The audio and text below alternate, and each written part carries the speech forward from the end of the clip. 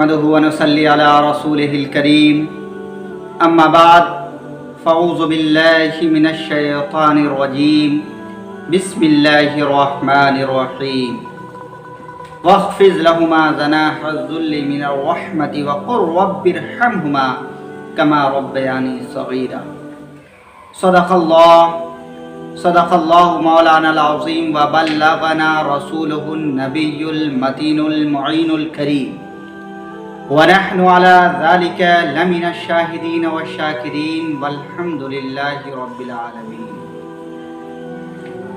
نعت شہ کونین کا دیوان رکھا ہے، نعت شہ کونین کا دیوان رکھا ہے، بخشش کے لیے میں نے یہ سامان رکھا ہے۔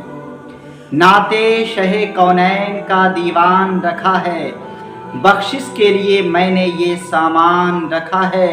اور کیا دوش پیمبر پہ حسین ابن علی ہے، کیا دوش پیمبر پہ حسین ابن علی ہے، یا واقعی قرآن پہ قرآن رکھا ہے، یا واقعی قرآن پہ قرآن رکھا ہے۔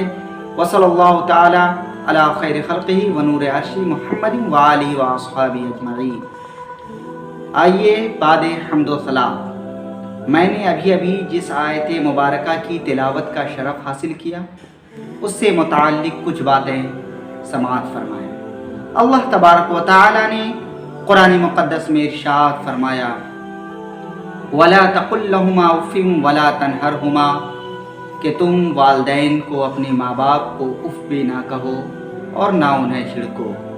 اور کہیں پہ ارشاد فرمایا، وَاخْفِضْ لَهُمَا جَنَاحَ الذُّلِّ مِنَ الرَّحْمَةِ وَقُلْ رَبِّ ارْحَمْهُمَا كَمَا رَبَّيَانِي صَغِيرًا، کہ ان کے ساتھ نرمی کا برتاؤ کرو اور کہو اے رب تو ان پہ اس طرح سے مہربانی فرما جس طرح سے کہ بچپنے کے عالم میں ماں باپ نے ہم پہ رحم و کرم کیا۔ تو میرے دوستو، اللہ تبارک و تعالی نے ایک جگہ تمام لوگوں کو مخاطب کر کے فرمایا کہ تم انہیں اف بھی نہ کہو، اور دوسری جگہ ارشاد فرمایا کہ تم اپنے ماں باپ کے ساتھ نرمی کا برتاؤ کرو اور ان کے حق میں دعا کرو کہ اللہ تبارک و تعالی ان کی حفاظت فرما، ان پہ رحم و کرم فرما۔ گویا رب تبارک و تعالی بھی ان کی رحمت کا، ان کی نرمی کا ذکر فرما رہا ہے۔ تو اب میرے دوستو، جو شخص اپنے ماں باپ کے احسان کو یاد کر کے، ان کی خدمت کو یاد کر کے، اپنے بچپنے کے عالم میں جو والدین نے آپ پہ احسان کیا اس چیز کو یاد کر کے جو ماں باپ کے ساتھ نرمی کا برتاؤ کرے گا، تو پھر ان کے لیے بہت ہی بلند و بالا اور افضل والا مقام و مرتبہ ہے۔ اس لیے کہ ایک بہت ہی مشہور و معروف واقعہ ہے کہ ایک دفعہ حضرت موسیٰ علیہ السلام نے عرض کیا، یا رب قدیر، بتا کون شخص ہے جو میرے ساتھ جنت میں ہوگا، یعنی میرے ساتھ جنت میں کون شخص ہوگا جن کو میری رفاقت ملے گی۔ تو رب قدیر نے ارشاد فرمایا، ایک کسائی۔ اب میرے دوستو، تھوڑی دیر کے لیے آپ بھی سوچیں گے کہ کساب تو وہ ہوتا ہے جو ہر وقت سختی سے کلام کرتا ہے، کبھی کبھی گالی گلوچ بھی کر لیتا ہے، اور جو آج کے دور کی حالت ہے ویسے ہی حالت تھی۔ آخرکار جب موسیٰ علیہ السلام کو یہ خبر ملی کہ قصاب میرے ساتھ جنت میں ہوں گے، تو رب تبارک و تعالیٰ سے فرمایا کہ رب قدیر مجھے اس کا پتہ بھی بتا دے۔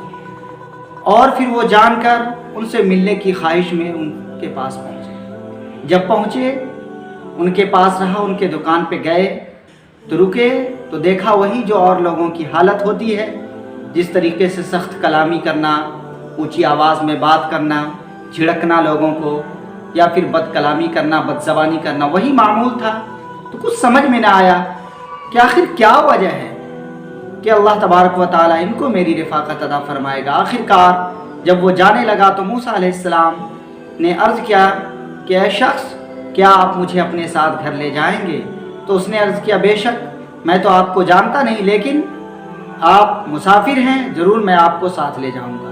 آخرکار موسیٰ علیہ السلام بھی اس قصاب کے ساتھ ساتھ چلے، اور جب گھر پہنچے تو قصاب نے کہا کہ آپ تھوڑی دیر ٹھہرے، میں کچھ کام کر کے آتا ہوں، پہلے جو میرے لیے ضروری ہے وہ میں کام کروں گا۔ اس کے بعد وہ گھر پہنچ کر اس نے کھانا تیار کیا، گوشت بنایا، اور پھر موسیٰ علیہ السلام دیکھتے ہیں کہ وہ خود کھانے سے پہلے ایک خاتون ایک بوڑھی عورت کے پاس پہنچتا ہے اور اسے سہارا دے کر بٹھاتا ہے، پھر گوشت کو نرم کر کے اپنے طرح سے چبا کر کے زبان سے اسے کھلاتا ہے، اور پھر جب وہ کھا لیتی ہیں تو آہستہ سے نرمی کے ساتھ اسے لٹا دیتے ہیں۔ تو موسیٰ علیہ السلام عرض کرتے ہیں کہ یہ کون ہے؟ تو اس نے کہا کہ یہ میری بوڑھی والدہ ہے۔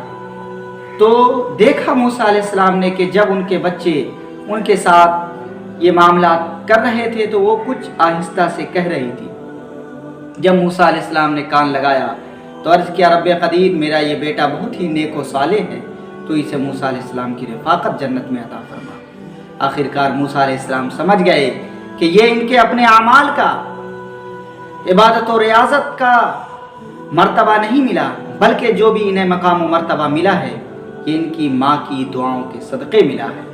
تو میرے دوستو، ہمیں بھی چاہیے کہ اپنے والدین کی خدمت کریں، ماں باپ کی اطاعت و فرما برداری کریں، اور ہر حال میں ان کے ساتھ نرمی کا معاملات کریں، اور گندم از گندم بری جو جزو از مکافات عمل غافل مشو، کہ اگر گیہوں بوئیں گے تو گیہوں ہی کاٹیں گے، اور جو بوئیں گے تو جو ہی۔ اس لیے اپنے عمل سے ہمیں غافل نہیں ہونا چاہیے کہ جیسا عمل کریں گے ویسا ہی ہمیں پھل ملے گا، ویسا ہی اس کا صلہ اور بدلہ ملے گا۔ تو اگر ہم اپنے ماں باپ کے ساتھ نرمی کریں گے تو کل جب بزرگی کے عالم میں ہوں گے تو ہمارے ساتھ بھی نرمی کا معاملہ ہوگا، ہمارے ساتھ بھی بھلائیاں کی جائے گی، ہمارے بچے بھی فرما بردار ہوں گے۔ لیکن اگر ہم نے جوانی کے عالم میں اپنے ماں باپ کی نافرمانی کی، انہیں جھڑکا، انہیں تکلیف دی، تو پھر وہ دن دور نہیں کہ جب بزرگی کے عالم میں ہمارا آپ ہوں گے تو ہمیں بھی وہی معاملات دیکھنا پڑے گا۔ اس لیے ہمیں چاہیے میرے دوستو کہ اپنے ماں باپ کی خدمت کریں، اطاعت و فرما برداری کریں، اسی میں ہمارے لیے کامیابی و کامرانی ہے۔ السلام علیکم۔